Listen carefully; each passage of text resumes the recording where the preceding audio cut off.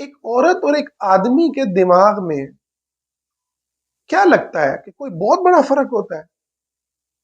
یعنی ایک عورت جب پیدا ہوتی ہے، اس کی جو دماغ کی جو ساخت ہے،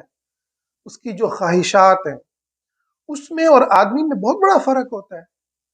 کہ ایک عورت کو ذمہ داریوں پہ ذمہ داریاں نبھانی ہے، اٹھانی ہے، کہ اس کو سارے کے سارے کاموں کو سنبھالنا ہے۔ اچھا، وہ کچھ ایسی کیفیات میں کیا وہ نہیں جا سکتی، یا اس کو نہیں جانا چاہیے کہ وہ اللہ کے بارے میں سوچے، اللہ سے بات کرے،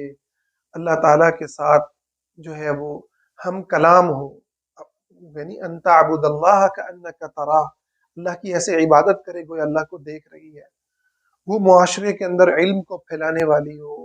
وہ دعوت کا کام کرنے والی ہو، وہ بھی صدقہ جاریہ چھوڑ کر جائے۔ اچھا، وہ صدقہ جاریہ میں صرف بچے چھوڑ کر جائے، وہ صدقہ جاریہ میں صرف جو ہے نا ہنستا بستا سسرال چھوڑ کے جائے،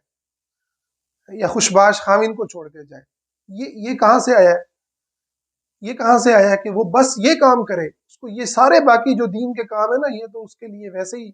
ذکر ہو گئے۔